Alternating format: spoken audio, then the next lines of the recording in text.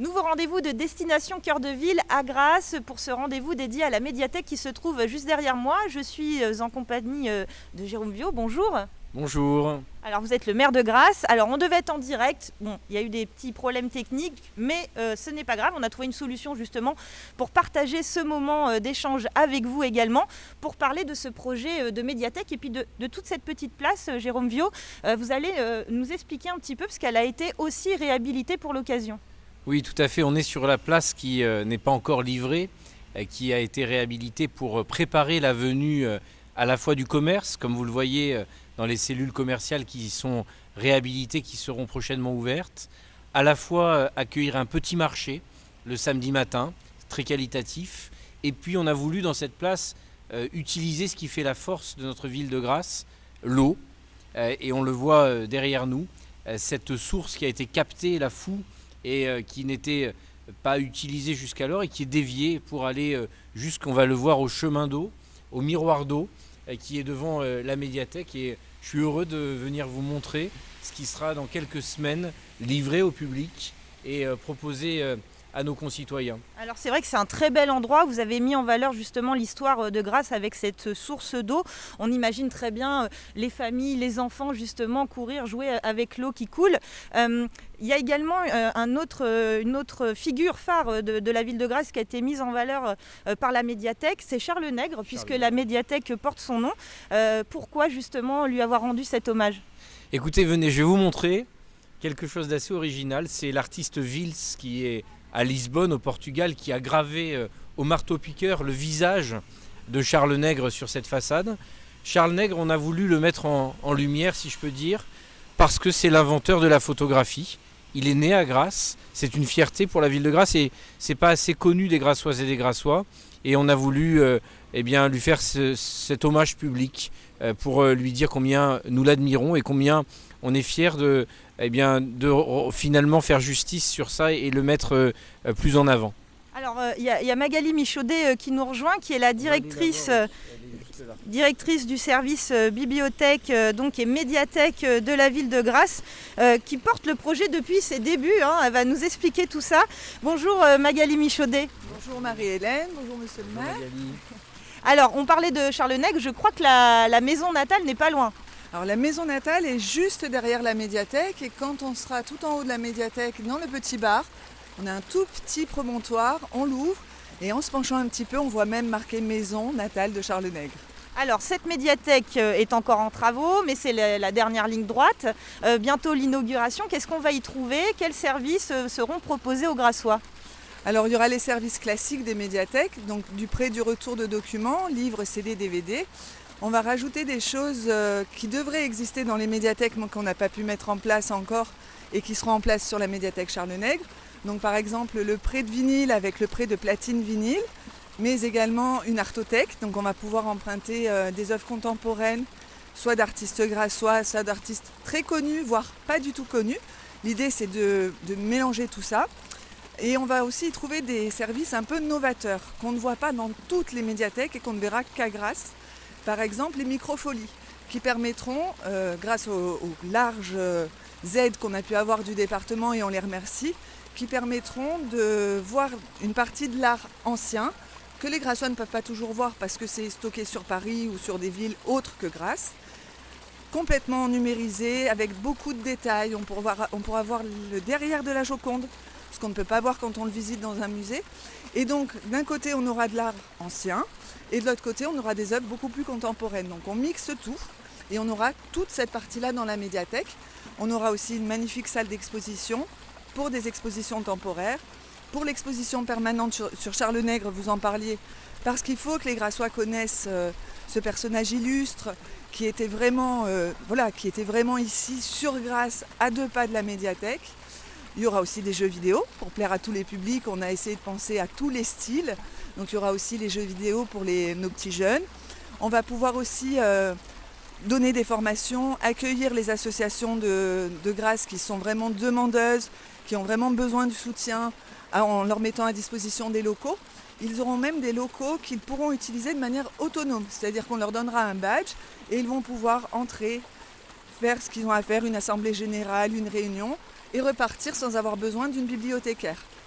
Alors, quand elle prendra vie, cette médiathèque, monsieur le maire, quelles sont vos ambitions, quelles sont vos envies pour ce lieu?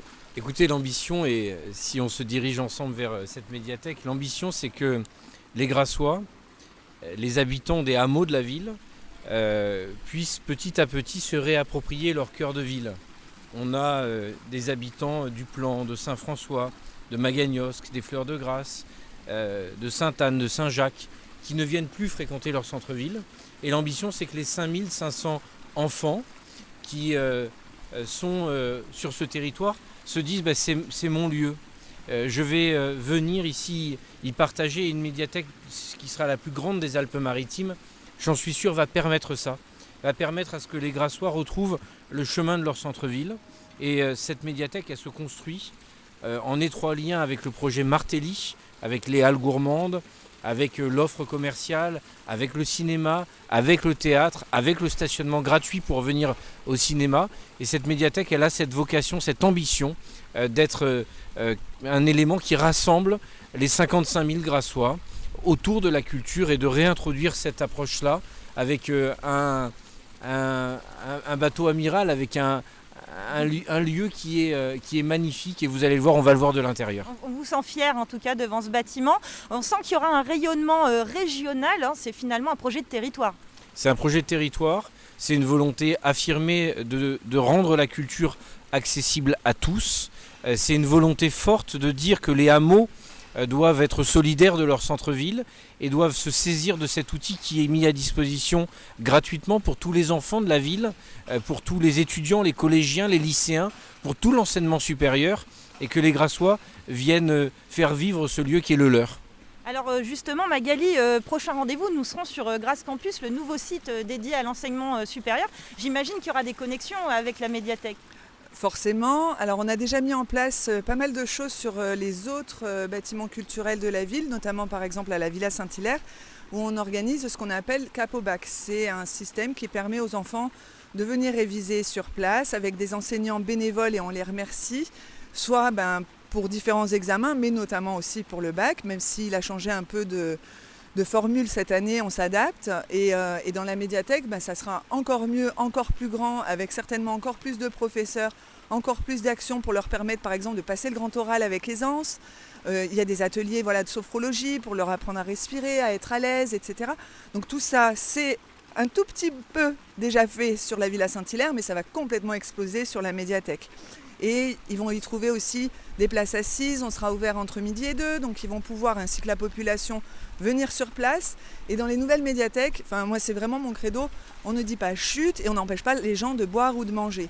Donc hormis crise sanitaire, on est obligé de garder le masque, ils pourront boire le petit café, grignoter et effectivement réviser sur place, peu importe l'heure, il n'y aura pas de difficulté pour eux. Un petit mot quand même de l'architecture qui est incroyable quand même, parce que quand on est en haut des marches, on a l'impression que ce bâtiment est en train de flotter dans les airs. On a l'impression que c'est des roseaux finalement qui ont été utilisés.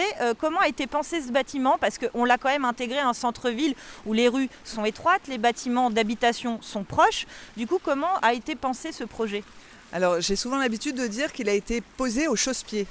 C'est-à-dire qu'on voit qu'il reste à peu près 1 mètre d'un côté, 1 mètre de l'autre, et c'était vraiment ultra mesuré pour que ce soit parfait. Donc ce que vous voyez, l'impression qu'il vous donne de flotter, c'est parce qu'il y a un porte-à-faux qui revient sur le mur d'eau en bas là, donc de la médiathèque. Mais en dessous, ce que vous ne voyez pas d'ici, c'est qu'il y a encore 2 étages. Donc c'est cette impression-là qui vous donne la sensation qu'il flotte. On peut avancer un peu justement pour voir. Alors justement, cette volonté de lumière, parce qu'on voit bien qu'il y a une énorme fenêtre traversante avec sa jumelle de l'autre côté, et ces effets bambou qui est, je crois que c'est du ciment, c'est ça le matériau? Alors ce sont des colonnettes. Les colonnettes ont 3 intérêts pour moi et pour l'architecte. Le premier intérêt, c'était de nous préserver quand on était à l'intérieur. Donc en plein hiver, il fait nuit, on est allumé, et si on n'avait que des vitres, on ferait un peu bocal. C'est pas très agréable pour les lecteurs. À l'inverse, on est très proche de toutes les habitations, donc effectivement, rentrer dans leur intimité, c'est un peu dérangeant. Donc ces colonnettes évitent ça. Et comme vous le voyez, il n'y a pas de volet, c'est-à-dire qu'on n'a pas cette maintenance à réaliser. Tout est vraiment pensé pour que ce soit le plus simple pour nous, y compris le nettoyage des vitres, puisqu'on a toute une petite coursive qui nous permet de nettoyer les vitres, peu importe la hauteur. Mais surtout, quand on est en plein hiver, encore une fois, le bâtiment est allumé Et la lumière filtre à travers ces colonnettes. Et en fait, on fait photophore. Donc on sera le photophore de la ville, le point vraiment central dans le centre-ville. Préserver un peu une intimité, une confidence, mais finalement tout en gardant contact avec le reste de la place du quartier. Alors on va entrer dans la médiathèque pour voir au moins l'intérieur, parce que c'est vrai que même si elle est encore en travaux, on voit déjà que ça va être un endroit magnifique.